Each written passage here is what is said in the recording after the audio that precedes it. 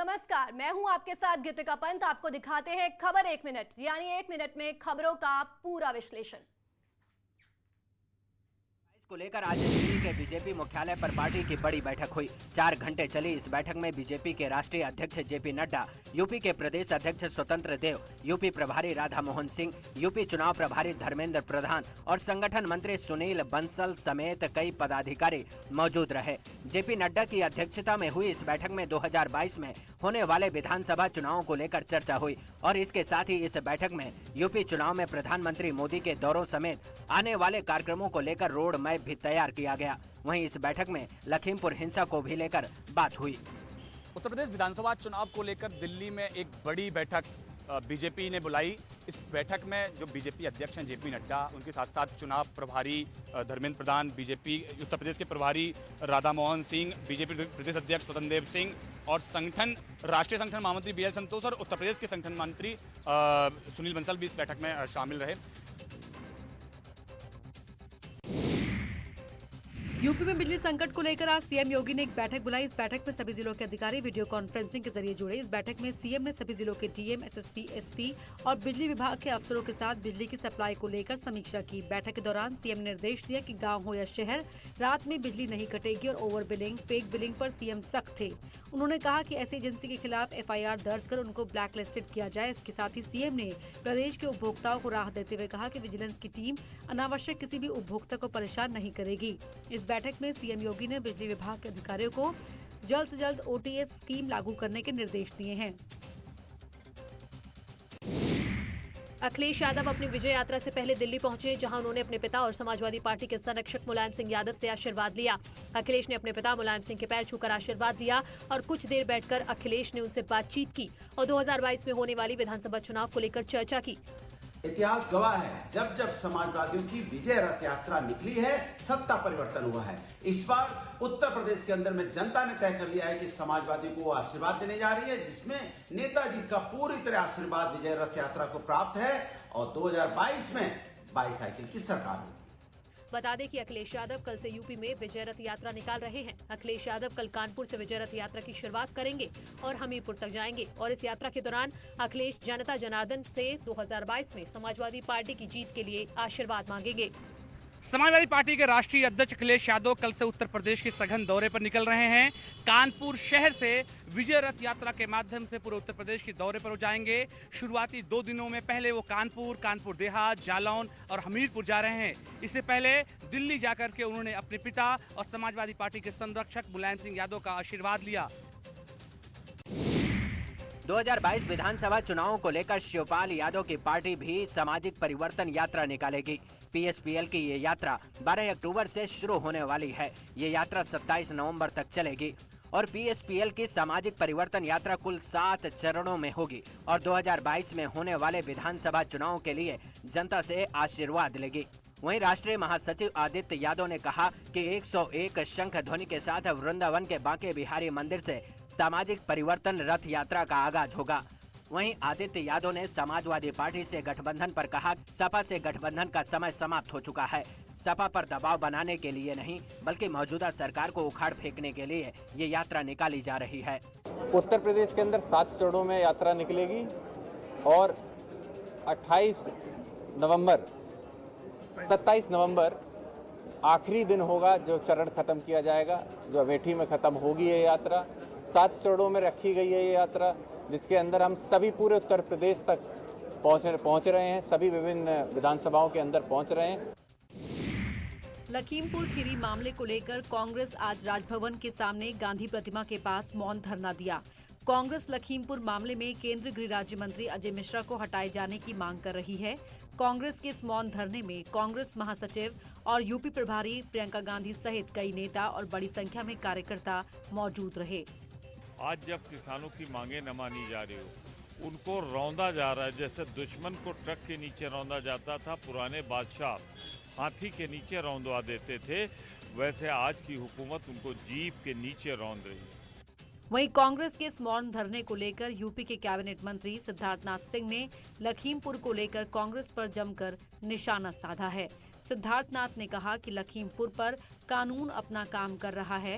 प्रियंका और राहुल राजस्थान और छत्तीसगढ़ में हो रही घटनाओं को लेकर क्यों खामोश हैं?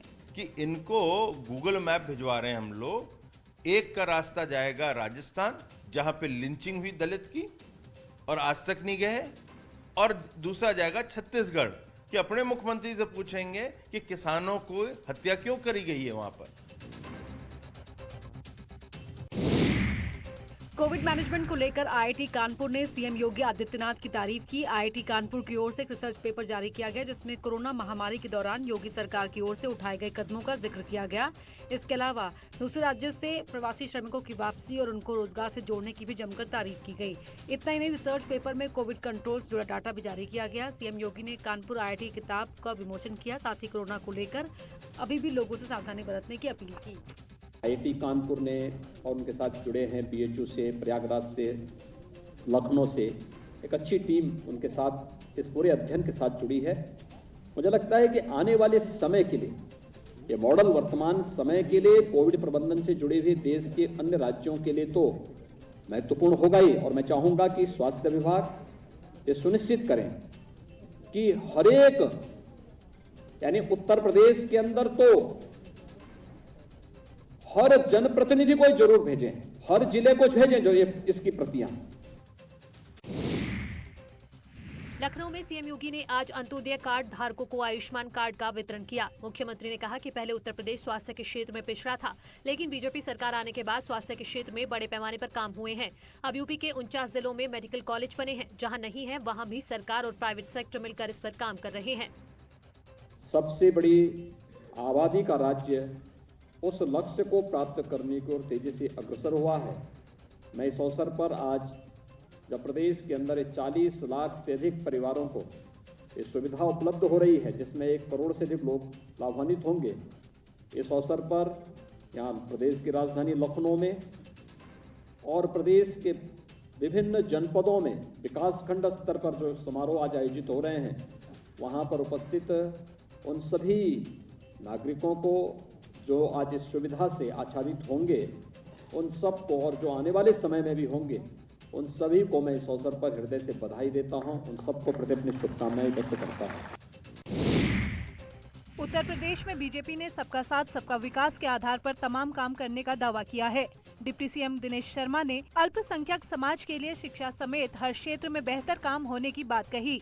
दिनेश शर्मा ने साफ किया कि बीजेपी की सरकार समाज के हर तबके को साथ लेकर आगे बढ़ रही है, जिसका फायदा उत्तर प्रदेश को हो रहा है। आज अल्पसंख्यक क्षेत्रों के विद्यालय खोले गए हैं। आज उनकी भाषा के उन्नयन के लिए हमने छात्रवृत्ति दी है।